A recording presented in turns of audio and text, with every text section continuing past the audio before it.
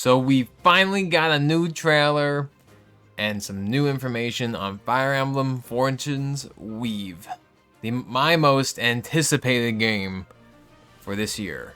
And I've been waiting a long time. Nintendo went without a Direct for a long time, and this Direct sucked. But Fire Emblem, oh my god, it's looking pretty damn awesome. And the biggest thing to take away from this trailer is that, yes, we are choosing a path. You see, I made a video talking about if we will choose or not, and I wanted it so that we didn't have to choose again, because they just did it twice. They did it in Fates, and they did it in Three Houses, and now they're doing it again. And I understand, you know, I get it. I get why that is very attractive to a player. I understand how that can create very unique gameplay experiences and provide many more hours to put into the game. But we can't keep doing it, and that was my big thing, you know. So all right, we're doing it again. This time there's truly 4 paths with 4 different characters. But the next one cannot do this. We cannot do choice again. You know, like Engage didn't have choice, but Engage does not count to me. That kind of counts as like a side game, like a side hoe. You know, like that game was just real shit. And it's not because it didn't have choice. It's because it was unoriginal and relied on gimmicks, and yeah, it was just really shitty. I wanted this game to be like we experience all 4 stories at once, but I had a feeling. It was gonna be choice. It probably was, and it was. All right, whatever, fine. Because from what I've seen in this game, this is gonna be a good one. I just have a feeling. I have a really good feeling. But besides that, we truly find out now that this is definitely related to Three Houses, which we can already piece together from the first trailer with Sophus and everything. But the region of Dagda is where this game takes place. And Dagda, I did some research to make sure I got this right. Dagda was mentioned in Fire Emblem Three Houses. It's where Shamir, a really hot bow character, she's pretty hot, I gotta say it, comes from this place. And it's actually seems like to the southwest of Brigid, where Petra is from. And Petra, okay. Anyway, so that's pretty cool. We're actually going to a region that was mentioned in another game. And clearly, with Sophus being in this game, it is definitely directly connected. Whether it's a prequel or a sequel, I don't know. Who knows? We can't really tell. I think it's probably a sequel, just based on, I don't know, just kind of based on the history with Dagda and how everything played out. I feel like this is a sequel to Three Houses, so I think it does happen after the events of that game. And another reason I believe so is because of this very mysterious character that they kind of just glossed over. There's this character in full-blown white hair, white outfit, has almost like angel wings coming out of his back. And also on the official art for the game and box art, which I have right here for myself, that character is on the cover, face and all. We see them fully, and there's a male and a female version. So that has now got me thinking, who are these people? Sophus refers to them as the Promised One. And because there's a male and a female, is this the player character? But clearly we don't play as them.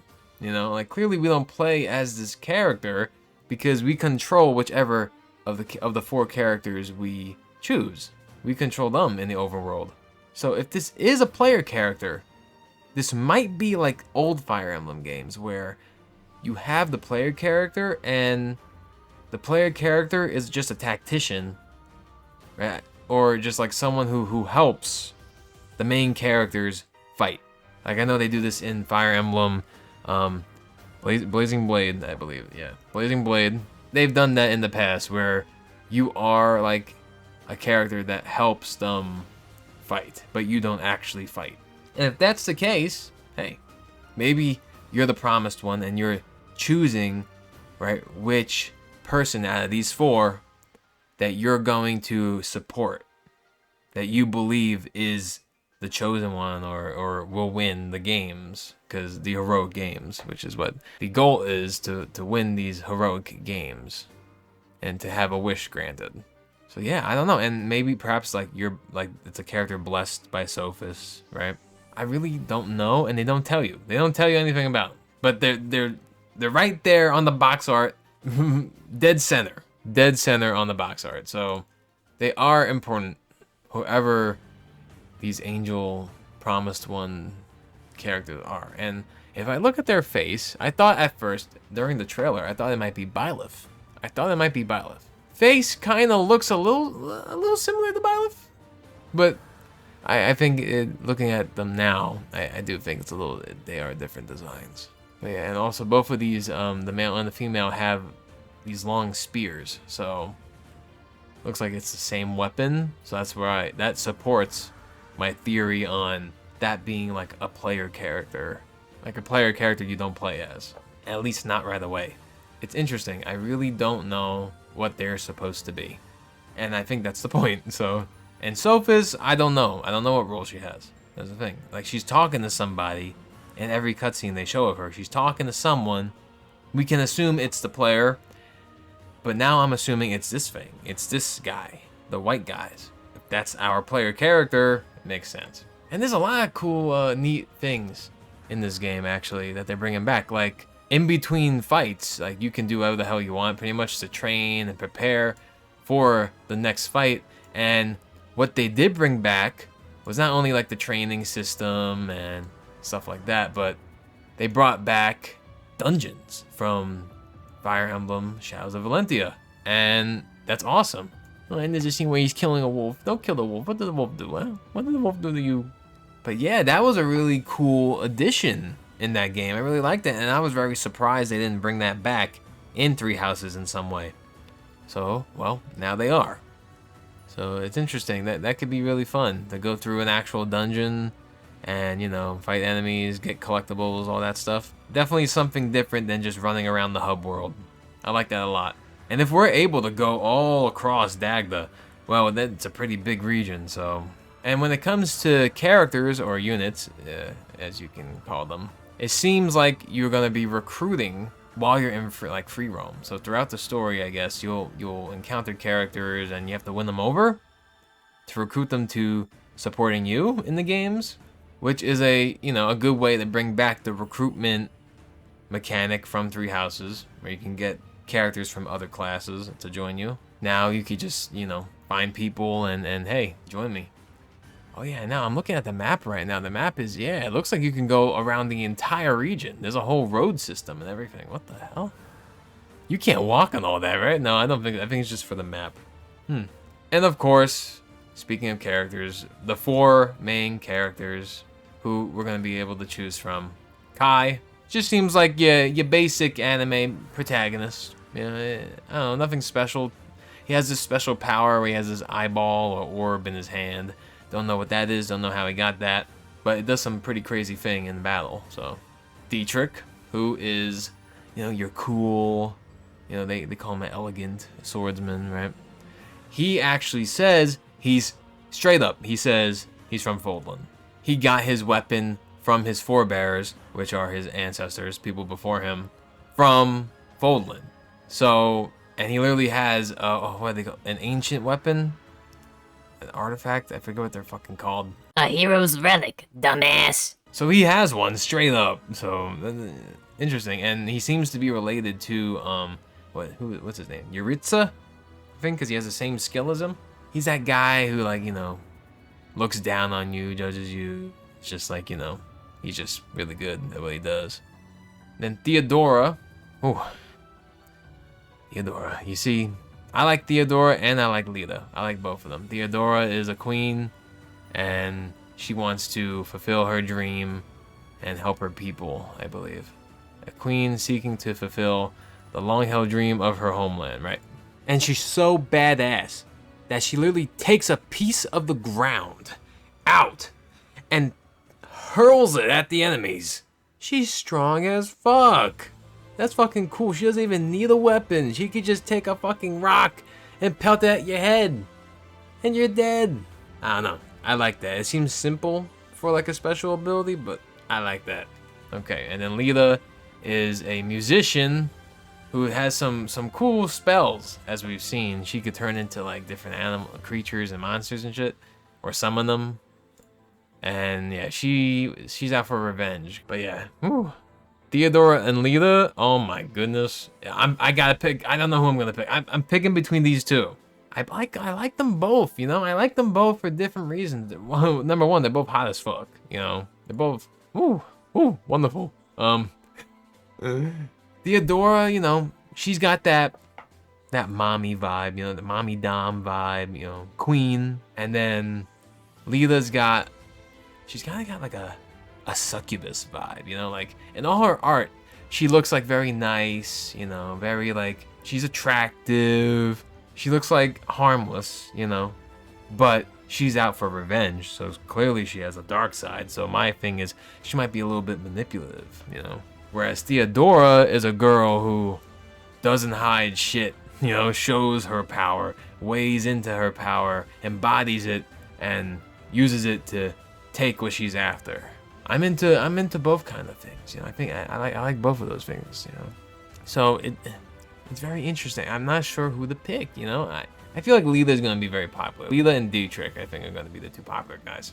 I do like serving my queens, you know, like I do. So I might end up picking Theodora. You know, I did pick Edelgard in the last game. I might be leaning a little more towards Theodora right now. It's that power, you know, like a girl, you know, really embodying her power. I love that. I love to see it. Lila though, ooh, oh man. Ooh, watch out for Lila. Oh boy. So yeah, I'll decide that, you know, at some point. We'll see. And let me know who you're gonna pick, because I'd love to hear it for whatever your reasons are. And hey, listen, if they're simple, horny reasons, feel free to share. You know, it's all right. I understand. I understand completely. Okay, don't you worry. Don't you worry. But yeah, I really have a great feeling about this game. I really do. Like when I first saw Engage, I was like, I don't know about this. You know, I didn't like the gimmick shit. And then they ended up putting the gimmick into the actual story, and it's just like, meh.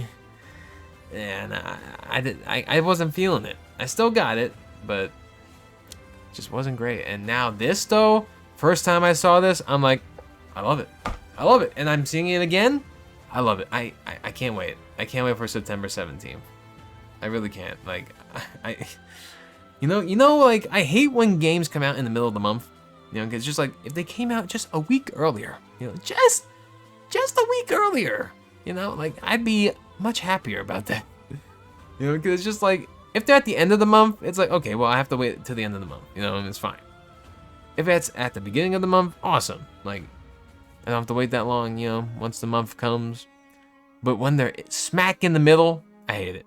It's just like, oh my God, like, you couldn't just make it a week earlier, you know? But yeah, you know, Nintendo, hey, for me, might not have too much going on that I'm too excited for. I ended up liking Pokopia, but I wasn't like hyped for that or anything. I was in, you know, Tomodachi Life I was looking forward to, this game, and of course I'm looking forward to Ocarina of Time. I just wish they showed it in the Direct, which they didn't. But yeah, I have this game this year, Fire Emblem, Godzilla, and even Planet Zoo 2 I'm interested in, because I'm a zoo guy. I love animals and I love zoo games. But yeah, I can't wait.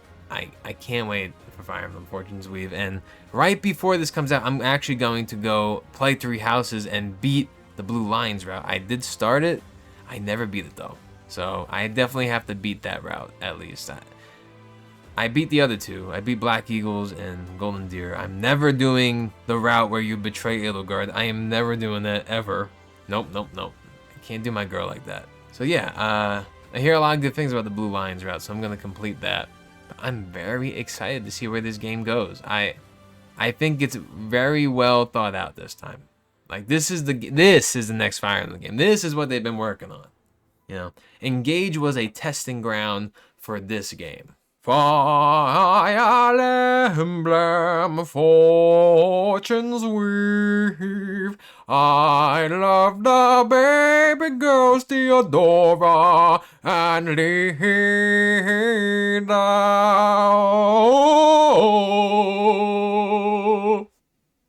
They're so hot, oh my god.